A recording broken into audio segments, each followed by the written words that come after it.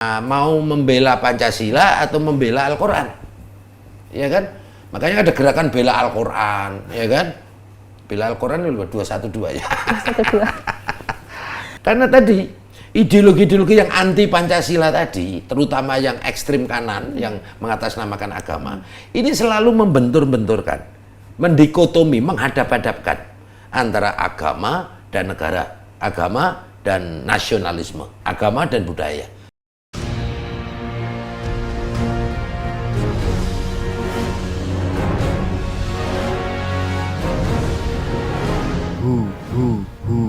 Allah.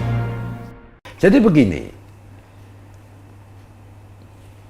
semua teroris ya yang kami tangkap dan kami proses hukum dalam konteks Indonesia, semuanya ya KTP-nya Islam, ya, dan mereka amaliyah atau pahamnya adalah Salafi, Wahabi, Takfiri. Jadi ciri-ciri mereka itu jelas. Pertama, mereka sudah takfiri. Takfiri itu, berpaham takfiri itu artinya paham yang mengkafirkan pihak lain yang berbeda. Beda agama dikafirkan, sesama agama karena beda paham dan beda mazhab atau beda kelompok, bahkan beda pilihan politik, dikafir-kafirkan sama mereka. Kemudian mengkafirkan negara ini. Nah, karena negara ini dianggap kafir, orang di luar kelompoknya dianggap kafir, sehingga mereka, kecenderungan mereka otomatis eksklusif. Merasa paling benar, orang lain salah, merasa paling islami, orang lain kafir, syirik, dan lain sebagainya. Dan otomatis mereka intoleransi terhadap keragaman perbedaan yang menjadi sunatullah. Ya kan? Nah, kalau sudah begitu bagaimana? Nah, karena ini tujuannya itu adalah gerakan politik kekuasaan, ya. Jadi terorisme tadi bukan tujuan ya. Jadi tujuannya apa? Gerakan politik kekuasaan yang menginginkan kekuasaan, ya, dengan memanipulasi, mendistorsi dan mempolitisasi agama, ya. Yang endingnya ingin mengganti ideologi negara Pancasila dengan ideologi agama menurut versi mereka. Ingin mendirikan negara agama. Ingin mengganti ideologi negara Pancasila dengan khilafah menurut versi mereka. Nah itu. Nah, terus apakah Salafi Wahabi yang sering kita dengar yang masuk ke mana tadi TNI, Polri, ASN, mereka nggak ngajarkan terorisme, karena yang harus dicatat begini ya, semua teroris itu pasti berpaham radikal, meskipun mereka yang terpapar radikal tidak otomatis akan menjadi teroris. Nah, memang kelompok Wahabi ini tidak mengajarkan terorisme, tetapi ini embrio atau pintu masuk menuju radikalisme dan terorisme. Bibitnya, kenapa? iya. Kenapa kok embrio atau pintu masuk? Karena Wahabisme ini sudah mengajarkan yang namanya al-wala wal bara. Al-wala itu apa? Al-wala itu eksklusivitas tadi, monoloyalitas terhadap kelompoknya, terhadap pahamnya, terhadap amirnya atau ustadznya. Dan walbaro, melepaskan diri kepada orang lain, menganggap orang lain salah. Nah, otomatis ini akan eksklusif dan intoleransi terhadap keragaman maupun perbedaan, termasuk anti budaya, anti kearifan lokal. Anti ya, anti di sini bukan berarti tidak melakukan, ya kan? Anti di sini maksudnya maknanya adalah sikap membenci dengan menjustifikasi bid'ah, sesat, syirik, bahkan mengkafir-kafirkan terhadap budaya, seni maupun kearifan lokal, misalnya maulidan, ya, tawasulan, berjanji, kenduri, itu disyirikkan, dibid'ah-bid'ahkan. Orang ziarah kubur ya niatannya untuk mengingat kematian, ya kan, dan berdoa bukan minta pada kuburan, langsung dijustifikasi kuburiyun itu syirik. Nah seperti itu. Dan ini tidak dilarang.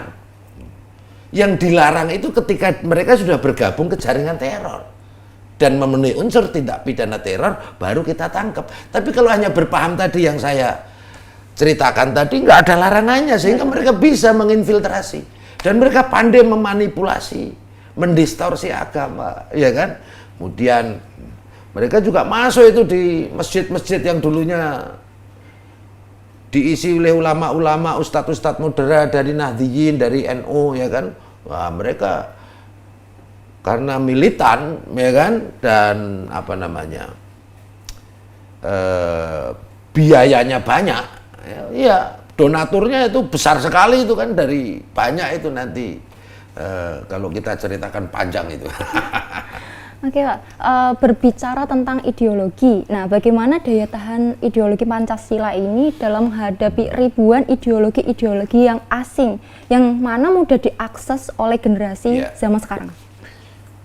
Pancasila itu adalah dasar negara, merupakan karya jenius dari para founding father bangsa Indonesia, ya, para aulia Allah lah, ya, tokoh agama, para ulama, tokoh bangsa yang dipimpin oleh Bung Karno menggali nilai-nilai luhur agama dan budaya Nusantara, maka dirumuskanlah Pancasila, ya, sehingga Pancasila ini tidak hanya sebagai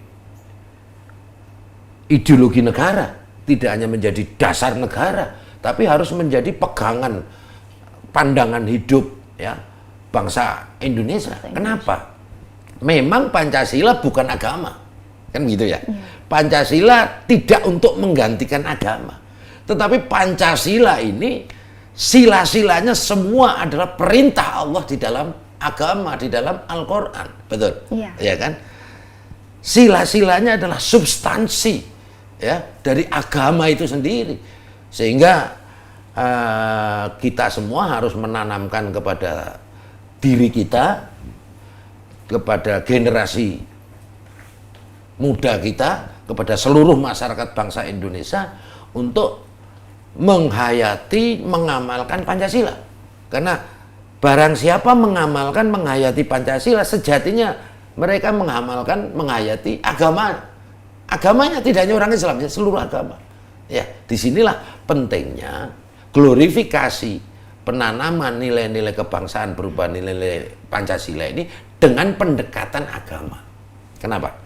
Karena tadi ideologi-ideologi yang anti Pancasila tadi, terutama yang ekstrim kanan yang mengatasnamakan agama, ini selalu membentur-benturkan, mendikotomi, menghadap-hadapkan antara agama dan negara, agama dan nasionalisme, agama dan budaya.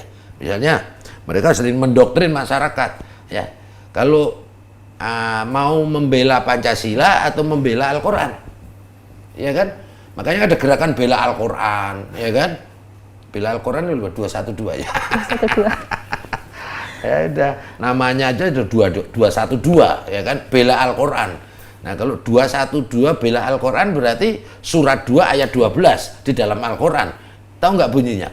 Ala innahum humul mufsiduna walaki la yashmurun. Ingatlah sesungguhnya mereka itu orang-orang yang membuat kerusakan, tetapi tidak menyadari. Makanya ini OTG, ini orang terpapar tanpa sadar, tanpa gejala.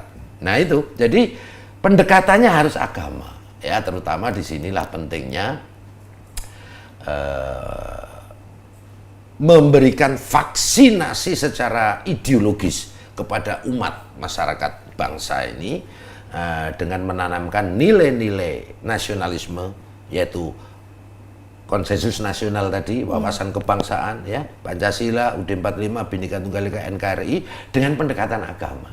Karena memang nggak ada nilai apa namanya sila-sila di dalam Pancasila ataupun substansi di dalam undang-undang kita ini yang bertentangan dengan agama. Itu nggak ada. Makanya pendekatan agama itu penting. Kenapa? Karena kelompok radikalisme ini kan selalu memanipulasi, mendistorsi agama. Misalnya begini, milih bela Islam atau mau bela NKRI, kira-kira masyarakat awam kira-kira milih mana? Pasti bela Islam kan? Milih ideologi Pancasila atau ideologi Islam? Kira-kira milih mana? Pasti milih ideologi Islam kan? Iya kan? Padahal coba tanyakan kepada mereka, Islam itu ideologi atau agama? Pasti jawabnya agama kan? Nah, ketika Islam diideologisasi, itu namanya distorsi agama, ya kan? Mendowngrade agama sebagai firman Allah yang sempurna untuk menjadi rahmatan lil alamin, Akhirnya di downgrade, didistorsi menjadi ide. Paradigma manusia itu kan distorsi namanya. Nah, inilah para ulama yang tergabung dalam konferensi internasional ya di beberapa tahun yang lalu ya, mendefinisikan ekstremisme atau radikalisme dalam Islam ini adalah paham yang dibangun di atas manipulasi dan distorsi agama. Nah, ini yang harus menjadi kewaspadaan kita. Kita pernah punya pengalaman tentang demokrasi atau pemilu ataupun pilkada yang rentan ataupun masif dengan politisasi agama. Ya kan? Politik identitas. Nah, ke depan kita berharap jangan sampai ada politik identitas atau politisasi agama. Politik agama atau politik Islam bagus nggak? Politik Islam wajib. Bagaimana kita mengupayakan supaya Islam itu benar-benar menjadi Islam yang rahmatan lil alamin. Iya. Betul nggak? Betul, Pak. Itu namanya politik Islam. Tetapi yang haram itu Islam politik. Menjadikan Islam untuk kepentingan politik. Itu tadi distorsi Islam tadi. Kan gitu. Orang berpikir radikal. Bagus nggak? Mengakar, berpikir mendasar. Bagus. Berpikir radikal, redik kan akar nih, ya. Berpikir mendasar, fundamental, kemudian out of the box, tetapi jangan menjadi isme. Kalau isme itu paham ideologi, itu jadi haram, konotasinya ke negatif, ke terorisme. Islam mulia nggak? Mulia. Tapi kalau menjadi Islamisme, jadi ideologi Islam, distorsi Islam, mempolitisasi Islam. Nah, kita berpolitik untuk memperjuangkan Islam supaya diamalkan secara Islami. Paham nggak sih? Ya. Jadi bangsa ini, Pancasila itu memang bukan agama dan tidak untuk menggantikan agama. Tapi Pancasila itu adalah substansi daripada agama. Pancasila itu sudah sangat Islami. Sehingga siapapun yang ingin melawan ataupun mendongkel ataupun mengganti ideologi negara Pancasila yang merupakan konsensus tadi dengan apapun ideologinya, ya, maka sejatinya mereka adalah menjadi musuh negara dan musuh agama. Wah, ini harus kita glorifikasi, ya. Itu yang namanya neokolonialisme. Neokolonialisme. Ya, Iya. karena era sekarang itu kan kolonialisme bentuk baru, bukan kolonialisme zaman dulu ya, konvensional penjajahan fisik. Tapi pasca pasca Perang Dunia Kedua dengan berdirinya PBB, dengan berdirinya atau merdekanya negara-negara jajahan dunia ketiga, maka berganti menjadi neokolonialisme. Kenapa demikian? Karena negara-negara penjajah atau negara-negara kolonial, adidaya adikuasa, tidak akan rela melepaskan hegemoni maupun superioritasnya untuk selalu mengkontrol negara-negara yang baru merdeka, yang sedang bangkit nasionalisme, ya, membangun nasionalisme untuk kebangkitan kemajuan bangsanya setelah sekian lama dijajah. Apa yang dilakukan? Menyebarluaskan, mengembangkan, ya, dengan ideologi-ideologi transnasionalisme sebagai antitesa atau kontra nasionalisme tadi. Khilafahisme, liberalisme, kapitalisme, dan lain sebagainya. Ini yang membuat masyarakat di dunia ketiga banyak konflik. Terutama dunia ketiga kan mayoritas berpenduduk muslim, betul kan? Iya, banyak konflik, banyak gaduh, sehingga tidak sempat membangun, tidak sempat maju. Kalau udah nggak maju, gaduh, ya, maka tetap ketergantungan di bawah kontrol negara-negara adidaya. Ini yang namanya neokolonialisme.